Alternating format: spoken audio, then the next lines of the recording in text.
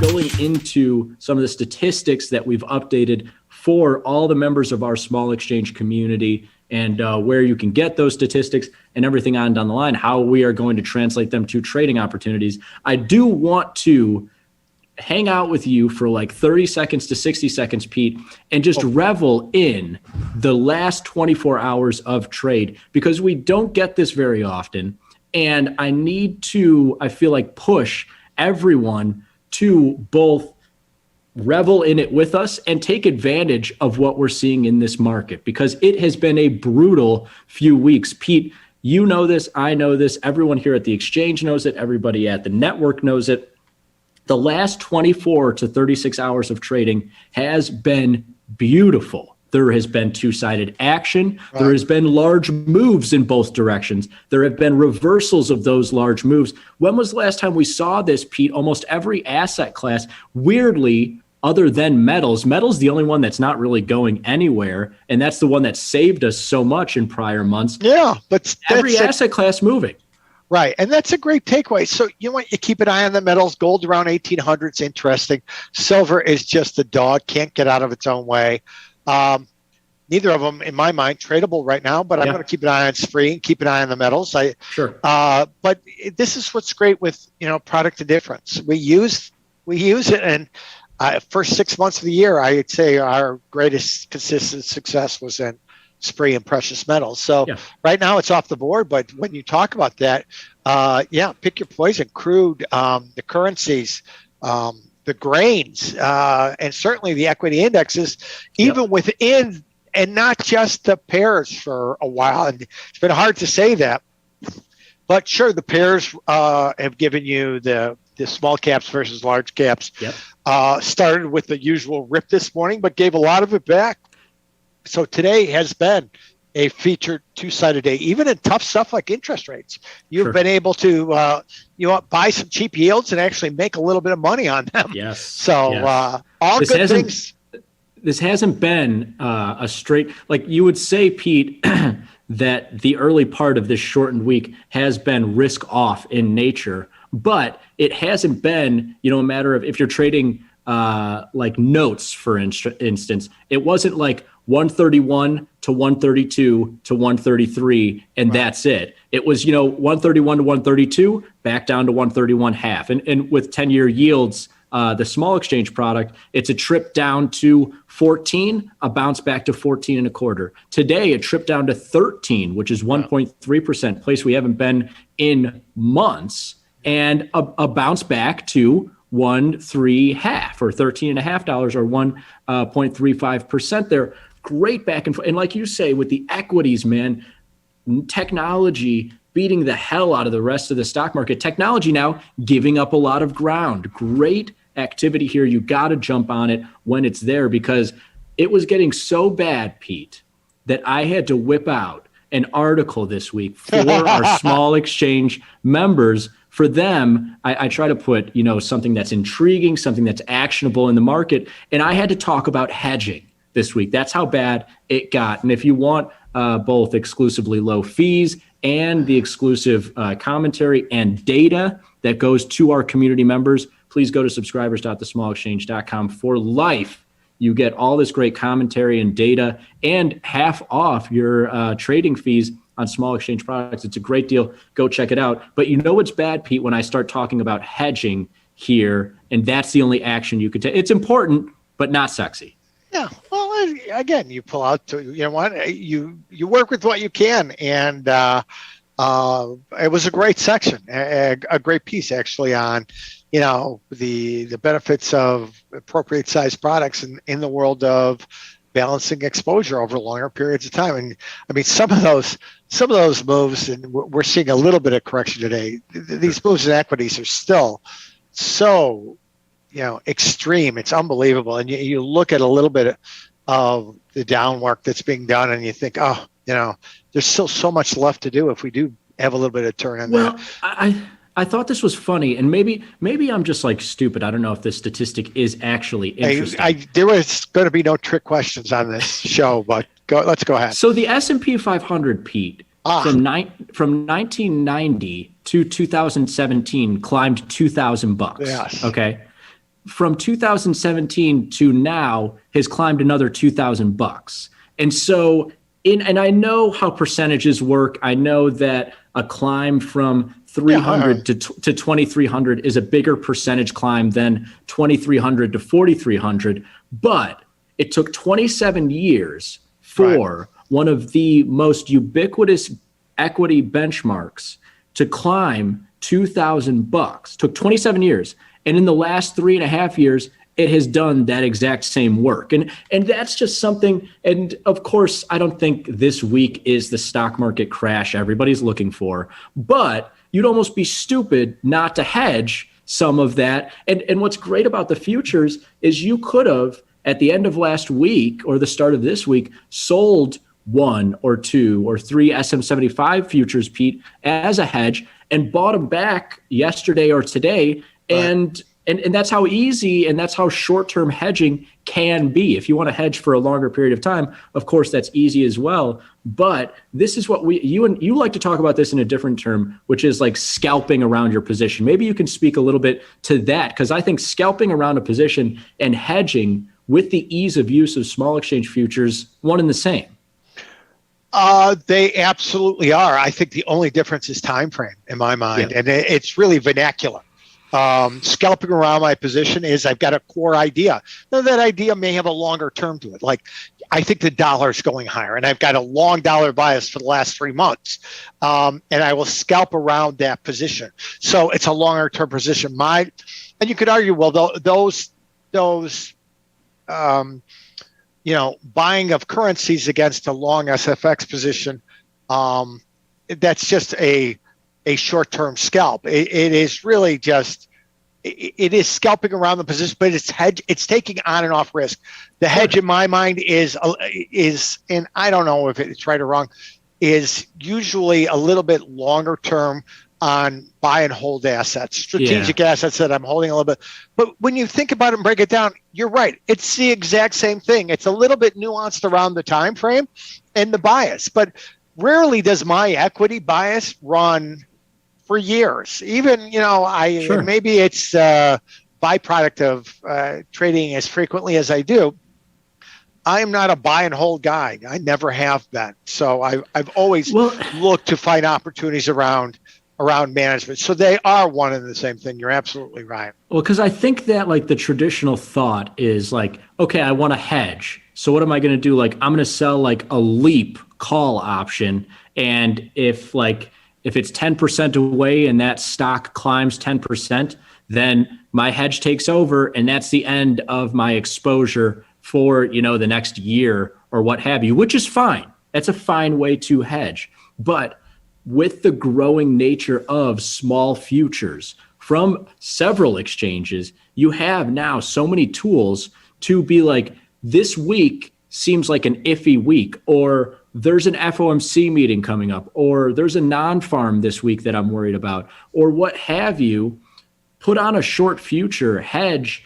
Every short small stocks future is about $7,500 worth of short stock exposure. And so if you have, $75,000 invested in the stock market over the last several years, every contract is hedging 10% of that exposure. So you can easily be like, oh, this week I'm hedged 10%. Oh, next week I'm feeling really iffy. I'll sell an extra one. I'm hedged 20%, or 3 of them. I'm hedged 30%. Oh, I think the fear is gone. I'm going to take off those hedges, or I'll take them off into a down move and look for the bounce back. Like, it's all hedging, but yeah, like you say, it's a scalping around that position. Unfortunately. Well, and I'm glad you mentioned that, because sometimes, again, a 30% hedge doesn't mean you want the market to go lower. No, yeah, and that's the paradox that people sometimes get trapped in. Oh, I took 20% off with a hedge, using either buying a put, selling a call, selling futures. And now I'm frustrated because the market keeps rallying. That's the perfect thing you want, is you've afforded yourself, you've made a strategic decision. And, I think that's the trap sometimes, is people then just leave that short on because, well, if I like them down there in terms of taking something off, market's higher, I got to keep them on. And that is an important piece when you think about a hedge and how you use that hedge. You're exactly right. There's nothing The example is always like the stock market was at a high, I hedged part of it, and then I bought back my hedge, which is the best. It's not the best case scenario because you just want things to perpetually go up. It's But it one is scenario.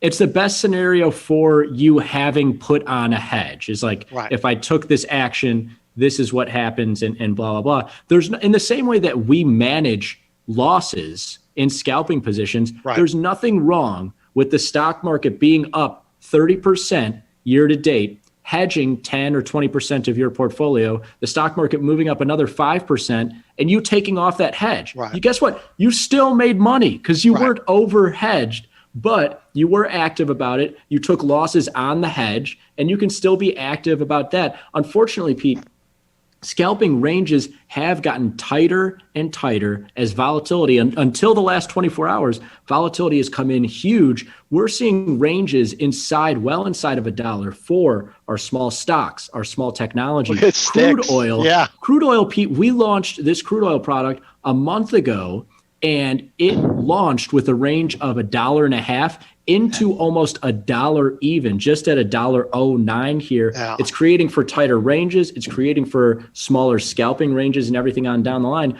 But like we've seen in the last 24 hours, if you are getting in and out of positions in these small products around 75 cents to $1 to $1.50 of movement, it's there, man. So like maybe you can speak to when volatility gets lower and scalping ranges come in, you don't just abandon the products, right?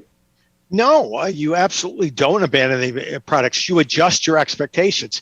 And I'll tell you, this is one of the things that I whoever writes this is exceptional, and you should find out who that is because he's a really smart guy. But this is something that we used to kind of figure out. When I meant in the pit is we'd start to get a sense that the trading range had changed. Now, usually it was a couple of painful exercises that we couldn't look for what we used to. We couldn't look for the $1.50 move, so to speak, for the trading range. And we would be, it was a very kind of piecemeal way of figuring it out. What we have now are statistics that help us tremendously adjust our expectations, thus our trading opportunities, in a very effective way. And that's really important. It makes us much more efficient traders, and it actually keeps product, and I think this is where you're coming to, it keeps product on our board longer because we're not frustrated with, why won't Spree give me the $1.10 it gave Pete and Frank all January, February, March, April, and May? And that is, you know what? Markets give you what they give you. We talk about this. We can't force them to do anything. So this adjustment of realistic adjustment is critical to success. It really is. It keeps us engaged, which is important. Because I'll tell you, and anybody who has done this, you may look at something and pull it off and stop trading it. And I'm not suggesting you trade everything all the time. I'm not. But the further you move away, now I have not traded a lot of natural gas recently. And it kind of, I noticed the curve is very rich at $3.70 and very high. And I was like, I have no idea what has been happening in natural gas because I have not been involved on the premium side, on the directional side. Frankie and I live in a couple of different worlds, and it's tough during the day to be able to trade like I used to. We missed it. And there's a case where when you stay a little bit more involved, and it again, doesn't mean trading every day, but a little bit more engagement, even if it's small defined risk iron condors or call spreads or put spreads or whatever it is, small pieces, you tend to stay more attuned to the marketplace. And this is another way to stay attuned to the marketplace, is I'm going to set a realistic expectation around what's a normal day and where are the extremes. And those are different. And I think a lot of the worst thing you can do, and I think what a lot of traders have done, and I've done in the past, is be like, that market's dead. Like the minute that you say like that market's dead and I'm done with it, then it goes unnoticed and you miss a ton of opportunity in there. And it's no one's fault, but like you and I missed this natural gas move. Like we're so caught up in ags and now equities and crude oil, all these different things. We totally missed this natural gas move, which isn't to say now it's on our board and now we're going to look at trading it in the next segment. But you have to adjust to these ranges. Don't get opinions about like that market has gone from this volatility to this volatility, and thus it's dead, and thus I'm done. I mean, Sticks, the small technology product, Pete, this morning was up 50, 60 cents, now trading in the red. These are markets bouncing back and forth. Right. Yes, they're not giving you the volatility that we saw when a freaking pandemic broke loose at the early part of 2020. But guess what? They're still giving you opportunity in their own way. Now, one that I want to bring to your attention here, because I do want to pose this question for you. You are the FX guru, after all. Do you see this dollar in a new range? Is the new range now? We were trapped at 143, 144, 143, 144 for so long in small US dollar futures, Pete. Is the new range now, above 145 up to potentially 148 or 149? 149. Absolutely. We're thinking exactly. And this is the way you start to build strategy. And this is the way you stay engaged. Because at first blush, you would say, well, geez, I sweated these at 143. I remember Pete talking endlessly about 142.80 being his get out spot, and it got to 93 three different times and never quite hit that spot. But if you're going to wait for that, you're not going to be involved. Is there a chance we get back down there? Absolutely. We don't know where it's going in 2 minutes, let alone 2 days. But let's accept what the market is giving us, which is this new trading range. Now, sometimes the challenge for us is letting the trading range shake out a little bit. And that exercise alone is good because sometimes we get some really good back and forth like we have recently in crude oil. But yes, I completely like the way you're thinking about it. And this thought process translates to every market. Tools like this help you do it. So all of a sudden now we're looking at a new scalping range. We have no idea if that next trade, remember, we started at was it 165 or higher? I don't even remember going back. Yeah, it was like 163. I think it got up to almost 170 there when we had that spike early 2020. Yeah. Right. And that was then. So, but we're going to take the trading range we have right now and we're going to make the most of it. And it's a decent trading range now where FX was, it's always a smaller trading range in FX. It's a smaller vol product, but it's still some good back. I mean, what's nice is we're off the lows in FX or off the highs in some of these currencies. And now the two-way action comes back and forth. And this is what we like. We just have to pick a range that we're willing to trade. And this is where this comes into play. Absolutely. And now let's conclude the show, Pete, with what is quickly becoming a weekly segment here on Small Stakes. We got 3 pairs trades for you, all which I think are interesting, and that is because I put them together. I want you to rank, Pete, first, second, and third. I like number intriguing. 4. We have crude with US dollars. Now, crude obviously a little bit lower, but that US dollar a little bit higher, potential sell territory in that, still above $70 a barrel in crude. If you told people last year crude was going to be above $70 a barrel, they would laugh in your face. Still north of 70 in crude, a higher dollar moving higher today, short potential there. Next one, 30-year, Pete, I've even put it in here, Pete, for you, yields versus stocks. Again, 30-year yields bouncing back and forth, giving you some two-sided action here today, but still at their lows. You can see for the last several months of trading relative to stocks, I still really like that long yield short stock play. And now you're finally seeing those stocks loosen up a little bit, and it could be the tip of the iceberg there. I like that on maybe a long 3 S30Ys to 1 short SM75 play there. That's a decent ratio. Just given SM75 is big now, man. The stock market is expensive and high, and so I need 3 S30Ys per 1 SM75. The last one here, 2 years versus the dollar. This is one that maybe is a little bit of a reach, but I love this trade. You've seen 2-year yields come all the way back, give up almost half of their gains since that hawkish Fed meeting in June. The dollar has given up nothing.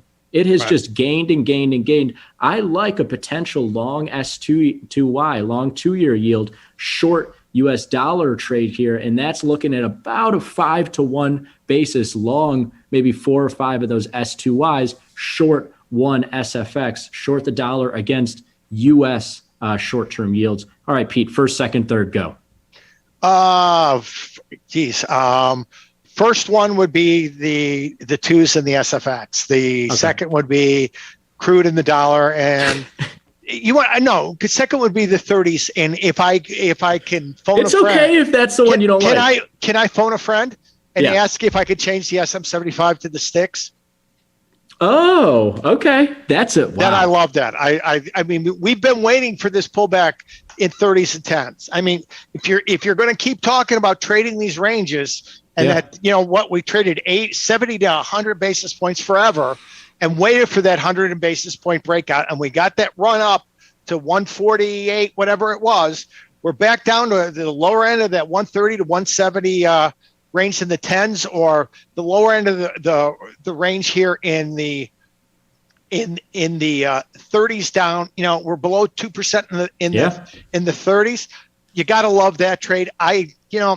Part of me wants to stick with the weaker animal, which is the small caps, because while it has been weak against NASDAQ, if you just look at it by itself, it is still so high relative to where it was a year ago that, you know what, because you know what, I love you like a son, I'm going to stick with the S30, SM75.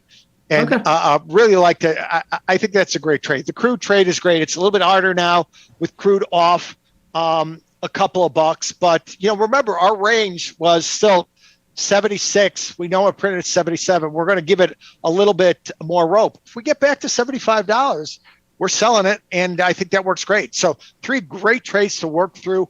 And you know what? Those are all doable pairs trades. So what I mean by that is the size of them fits really, really well. And you want to talk about a level of diversification. You're really adding that next level. And you know what?